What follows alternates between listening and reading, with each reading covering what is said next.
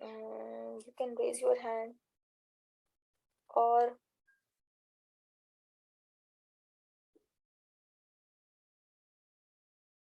Okay, समझ आ गई है। अच्छा जी, एक और सवाल है, वो कह रहा है कि बेसिकली टू पुश और टू पुल अ स्लेड, ठीक है। ये आपने देखा होगा कि एक बेसिकली बर्फ में लोग ज्यादा इस्तेमाल करते हैं, नीचे एक स्लाइडर सा लगा हुआ होता है, उसके ऊपर बच्चों को बिठा देते हैं और फिर खींच के ले जाते हैं उसके अंदर।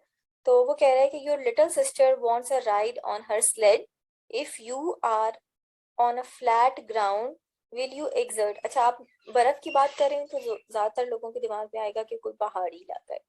तो पहाड़ी इलाका नहीं है, मतलब जो सरफेस है वो बिल्कुल मतलब फ्लैट है, कि स्मूथ नहीं है, फ्लैट है। इसका मतलब ये है कि हॉरिजॉन्टल सरफेस है, कोई अप्स एंड डाउन्स नहीं है या कोई स्लाइडिंग सरफेस नहीं है, ठीक है। Will you exert less force if you push her or pull her, assume the same angle theta in each case, ठीक है। दो केसेस उसने बताए हैं। अगर आप फर्स्ट केस देखें तो वो बेसिकली इसको धक्का लगा रही है, और अगर आप सेकंड केस देखें तो वो उसको खींच रही है, ठीक है। एक में पुश हो रहा है और एक में पुल हो रहा है। तो वो कह रहा है कि अगर आप इस यानी कि इस फर्स्ट वाले केस की बात करें और इसकी जो बेसिकली फ्री बॉडी डायग्राम बनाए, तो हम देखते हैं कि इसकी जो फोर्स है ना वो बेसिकली इस डायरेक्शन में लग रही है, ठीक है। मतलब ये जो है डाउनवर्ड डायरेक्शन में उसको पुश कर रही है, तो बेसिकली जो फोर्स है वो बेसिकली इस डायरेक्शन में लग रही है, और इसमें आपको ज्यादा फोर्स लगानी पड़ेगी एज कंपेयर टू दिस। इसकी जो फोर्स है वो अपवर्ड डायरेक्शन में लग रही है। उसकी वजह से होता क्या है, फोर्स ऑफ फ्रिक्शन तो बैकवर्ड डायरेक्शन में है, इसका जो वेट है वो डाउनवर्ड डायरेक्शन में होगा, लेकिन जो इसका जो नॉर्मल है वो अपवर्ड डायरेक्शन में ग्रेटर ड्रॉ हो जाएगा। जब आप पुश करेंगे तो आपको ज्यादा जोर लगाना पड़ेगा एज कंपेयर टू जब आप इसको इस डायरेक्शन में पुल कर रहे होंगे, तो आपके पास जो नॉर्मल फोर्स है वो बेसिकली लेस हो जाएगी। तो वो कह रहे हैं कि free body diagram are shown in figure 5.4 C and D. If you push her and theta is greater than 0, there is a vertically downward component to your force, ठीक है। Hence, the normal force upward exerted by the ground will be larger than mg. वो कह रहा है कि अगर आपके पास जो ये वर्टिकली डाउनवर्ड फोर्स लग रही थी, अगर आपका जो थीटा है वो बेसिकली ग्रेटर देन 0 है, तो जो वेट की वजह से जो अर्थ अपवर्ड फोर्स लगा रहा होगा वो बेसिकली यूजुअली ग्रेटर होती है। इफ यू पुल हर, ठीक है, इफ यू पुल हर यानी कि वो जो सेकेंड वाली कंडीशन में उसको खींच रहा है, your force has a vertically upward component. तो अगर आप इसके अंदर देखें तो बेसिकली जो फोर्स है वो ऊपर की डायरेक्शन में लग रही है, ठीक है। So the normal force F N can be less than M G because the frictional force is proportional to the normal force. It will be less if you pull her, so you exert less force if you pull her. वो कह रहे हैं कि अगर आप इसको खींचेंगे तो आप जरा ज्यादा कम फोर्स लगा सकते हैं एज कंपेयर टू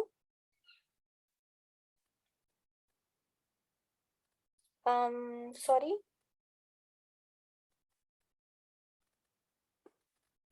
थ्योरी ना पढ़ाई जाए। थ्योरी तो हम पढ़ भी नहीं रहे, हम तो सिर्फ न्यूमेरिकल कर रहे हैं।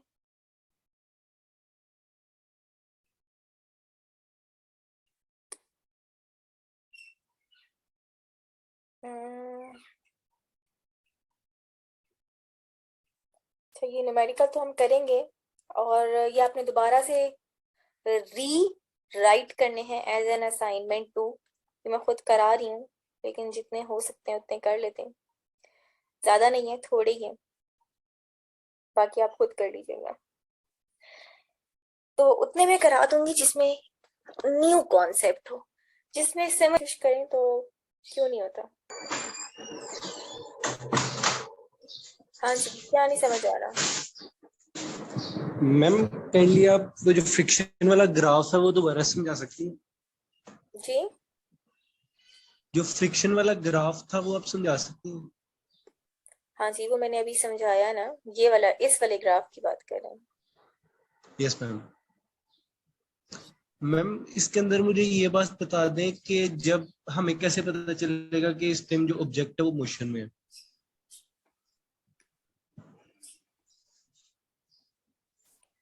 अच्छा जी, बेटा जहां तक हमने पढ़ लिया ना, इसमें से कोई सवाल है तो आप पूछें, क्योंकि ये रिपीट नहीं होगा। अभी पूछ ले।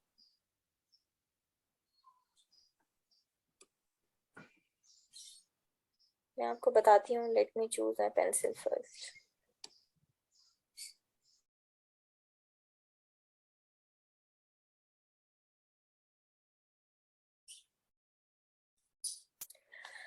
अच्छा जी,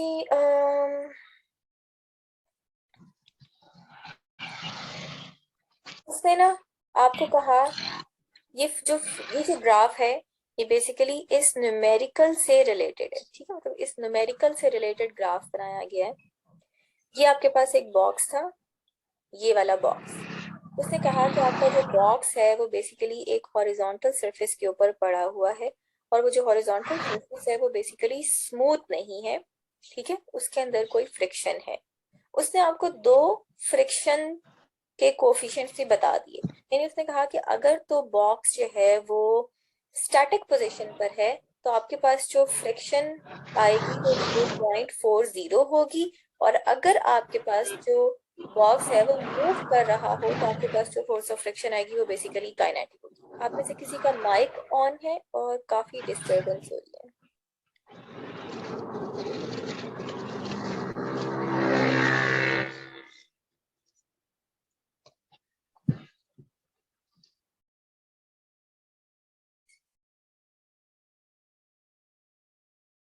ओके, आई होप कि आप सुन रहे हो जिन्होंने मुझसे सवाल किया था, ठीक है। Yes ma'am. अब जो बॉक्स है उसकी अगर हम फ्री बॉडी डायग्राम बनाएं, तो हमें पता लगता है कि बॉक्स के जो डाउनवर्ड डायरेक्शन है उसके अंदर एक वेट होगा। ये भी हमने पीछे पढ़ा भी था कि जब आप फ्री बॉडी डायग्राम बनाते हैं उसके अंदर तीन फोर्सेस जो हैं वो यूजुअली कंट्रीब्यूट कर रही होती हैं। अब जो वेट है वो डाउनवर्ड डायरेक्शन में है, तो एक नॉर्मल फोर्स भी होगी जो कि बेसिकली अपवर्ड डायरेक्शन में वर्क अप्लाई हो रही होगी। उसने आपको कहा कि इसका जो मास था वो बेसिकली 10 kg था, ठीक है। हमें पता है कि जो फोर्स ऑफ, मतलब वेट है या फोर्स, नॉर्मल फोर्स है, वो बेसिकली एक दूसरे के बराबर होते हैं, इक्वल एंड ऑपोजिट है। अगर तो आपके पास बॉक्स जो है वो बेसिकली ये नॉर्मल फोर्स थी, और ये आपके पास वेट वाली फोर्स थी, ठीक है। अगर आपके पास जो बॉक्स है वो हॉरिजॉन्टल सरफेस के ऊपर पड़ा हुआ है, किसी इंक्लाइंड सरफेस के ऊपर नहीं पड़ा हुआ, अगर वो इंक्लाइंड सरफेस के ऊपर पड़ा हो तो आपकी नॉर्मल फोर्स और जो वेट है वो डिफर कर सकता है, ठीक है। तब हो सकता है कि उसकी जो नॉर्मल है वो लेस हो, जो उसकी जो वेट है वो ग्रेटर हो, ठीक है, डिपेंड करता है। बट अगर ऐसी कोई सिचुएशन होगी तो हो सकता है कि आपको फ्री बॉडी डायग्राम भी दी गई, क्योंकि बॉक्स एक स्टेबल पोजीशन के अंदर है, हॉरिजॉन्टली प्लेस्ड है, बॉक्स इंक्लाइंड नहीं है, तो आपके पास जो नॉर्मल फोर्स है वो वेट के बराबर होगी।